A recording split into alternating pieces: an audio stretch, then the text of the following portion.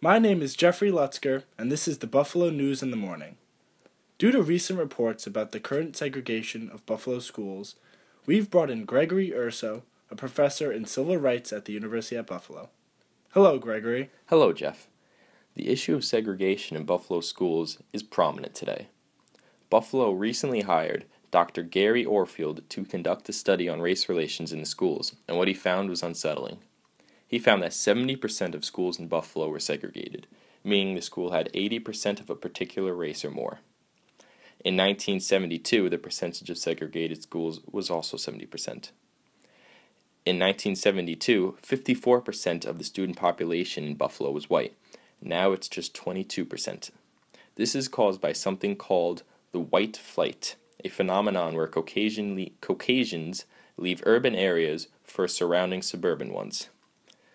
The study also found 2/3 of denied applications for specialized schools was from minorities, and there was a huge lack of African American teachers in Buffalo. To tackle this problem, Buffalo must learn from its past successes with the desegregation of their schools.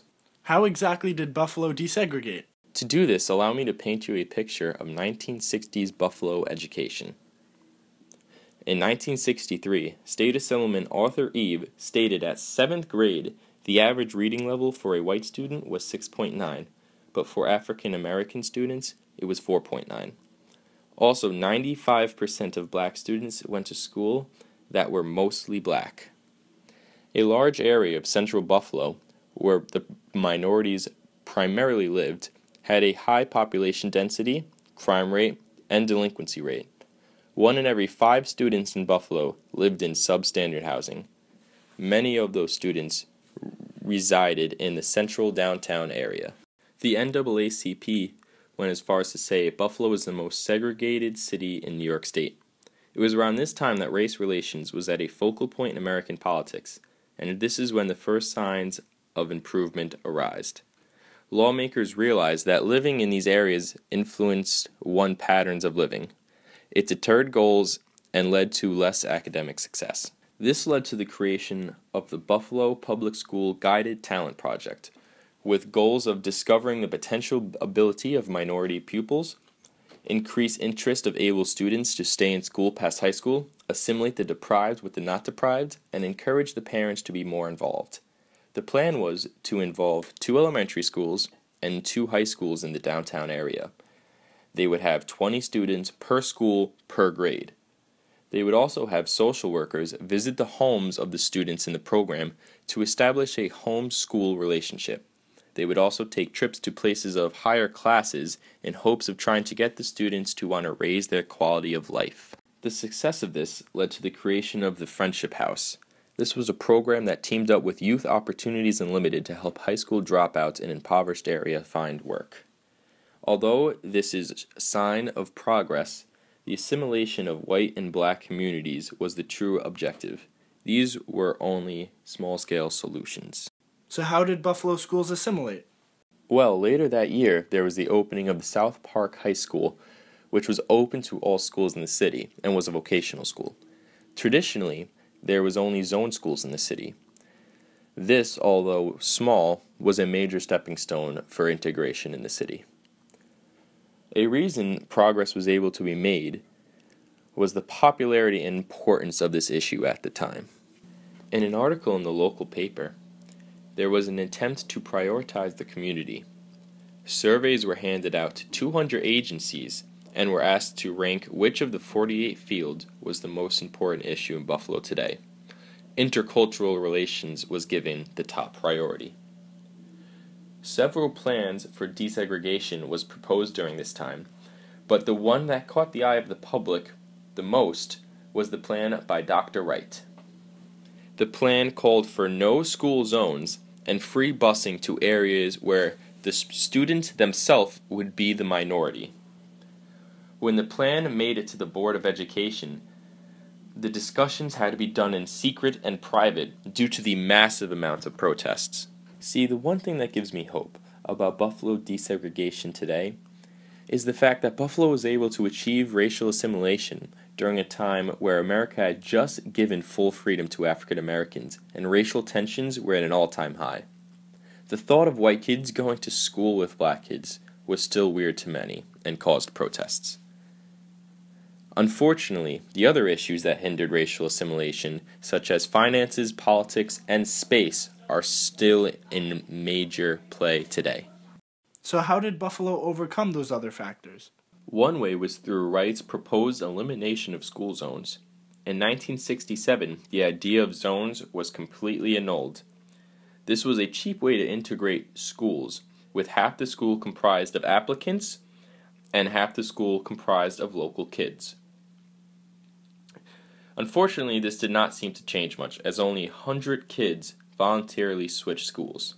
There were two main reasons for this. One was transportation, and two, there was no real reason for upper-class white kids to go to impoverished areas for school. To solve the second problem, the idea of magnet schools were created. These were schools that accepted students strictly off of academic prowess and featured some of the best stats and finances in the region. There was also something called mini magnet schools, which had magnet programs within the school, but also had local programs. For transportation, a citywide busing operation was proposed, which came with a lot of backlash. Historically black neighborhoods were seen as unsafe, so parents did not want their kids bused there. This prolonged the busing of students for desegregation to not get started until 1972. A key in handling this was the assignment of Donald S. Lang to the head of racial integration in public school systems. He and a small team had the sole purpose of integrating Buffalo public schools. His main contribution was the idea of middle schools, which would rely heavy on busing and try and force integration, force assimilation of black and white students at a younger age, and provide feeder schools to form biracial high schools. This was shot down by the Board of Education by a vote of 5-2 in 1968. Why do you think it wasn't passed? The main reasons were finances and space. The approved budget for Buffalo Public Schools was $37.7 million. The changes presented in the plan would cost $49.6 million. Although $12 million is a lot of money, this would have put Buffalo on par with the rest of the region in regards to dollars spent per pupil. Buffalo was $490 per pupil, while Rochester was $700. Since it was illegal to increase the property tax until 1970, 2 years later, they would have to wait to increase the funding. In regards to the space issue, Dr. Manch, the head of the school board in Buffalo, said, "We are blocked at every turn by the lack of space." A solution for both the high cost and space of new schools was solved by the use of old buildings to convert into middle schools. These schools would be 2/3 local students and 1/3 bus students, and try to lie near the borders of communities. With a large amount of expenses reduced, the busing aspect of the plan would only cost an estimated $1.25 million. With the help of witnessing Rochester having a successful busing program, busing over 900 pupils a day, and the fact that Judge John T. Curtin ruled Buffalo school segregation unconstitutional, the board passed a plan that included the creation of 4 middle schools, 6th through 8th grade, 2 magnet high schools, and the busing of students all across the city to achieve racial balance. In 1976, 1 year after the plan, already 3,000 students were bused every single day across the city. Were there any further complications? No. The last step was the suburbs. Many argued that since they are not in city limits, they do not need to bus their children or have children bused to them. This was unfair, as in Niagara County and Erie County combined, urban areas received $392 per pupil, while suburban districts received $420 per pupil. This changed with the court ruling of Brinkman versus Gilligan in Dayton, Ohio, 1975.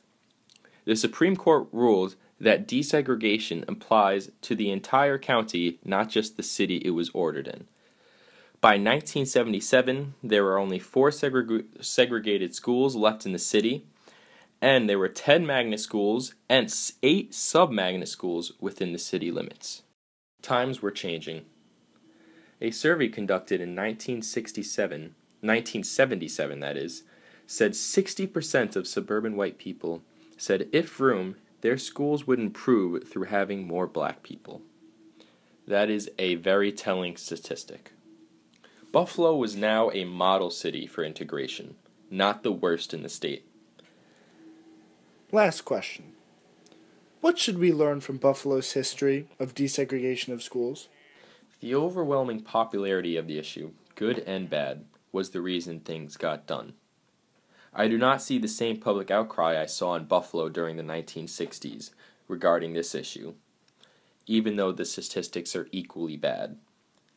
I think there needs to be easier transportation from the suburban areas to the downtown areas, whether that is increased busing or a new railway system.